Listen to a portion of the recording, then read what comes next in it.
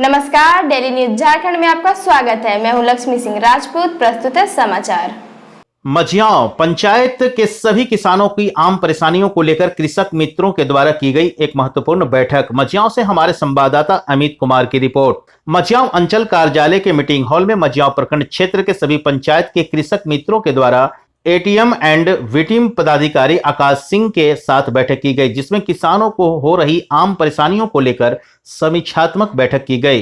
कृषक मित्रों के द्वारा एटीएम एंड वीटीएम पदाधिकारी आकाश सिंह को किसानों की समस्याओं से अवगत कराया गया तथा ज्यादातर किसान सरकार के द्वारा चलाई गई योजनाओं जैसे पीएम किसान, कृषि ऋण, कृषि बीमा इत्यादि का लाभ लेने में काफी सारी परेशानियों का सामना करना पड़ रहा है, जिसका कारण है कि जब किसान इन सारी योजनाओं का आवेदन फॉर्म अप्लाई करते हैं तो उनका आवेदन फॉर्म अंचल अधिकारियों के द्वारा यह कहकर अस्वीकृत कर दिया जाता है कि आपका करेंट जमीन का रसीद नहीं है, जमीन कम है, और जब सारा कंप्लीट रहता है तो बैंक में जाने के बाद किसी न किसी कारण से अस्वीकृत कर दिया जाता है। शायद ये सभी को पता होगा कि भारत के द्वितीय प्रधानमंत्री लाल बहादुर शास्त्री जी, जिन्होंने एक नारा दिया था, जय जवान जय किसान, यह नारा सच में एक नारा ही बनकर रह गया। देश को आजादी मिले 70 वर्ष हो गए, आज भी हमारे देश में ना तो किसान की हालत सुधरा हुआ है, न किसानों की स्थिति को आज तक किसी ने न तो समझा और न ही समझने की कोशिश की गई।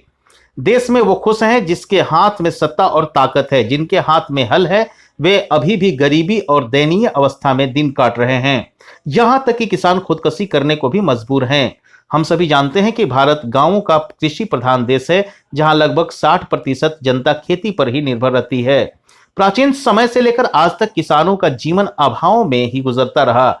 यदि भारत को उन्नतिशील और सबल राष्ट्र बनाना है तो पहले किसानों को समृद्ध और आत्मनिर्भर बनाना ही होगा। किसान साल भर अनाज पैदा करके देशवासियों को पेट पालता है, बदले में उन्हें क्या मिलता है? वह अन्नदाता होते हुए भी स्वयं भूखा और अधनंगा रहता है। वास्तव में भारतीय किसान दीनता का सजीव प्रतिमा है। भारतीय किसान दुनिया के सभी किसानों से अभी भी पिछड़ा हुआ है। स्वतंत्रता से पहले किसान सामंत और महाजनों से शोषित था। अंग्रेजों के शासनकाल में अत्याचार, दमन और दुर्व्यवहार की नीति से किसान तबाह थे। आज स्वतंत्रता के 70 साल बाद भी हमारे किसानों की हालत जब से जस का तस है।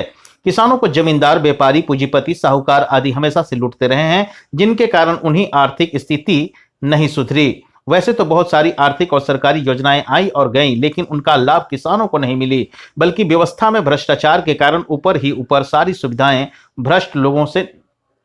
भ्रष्ट लोगों ने निगल लिया।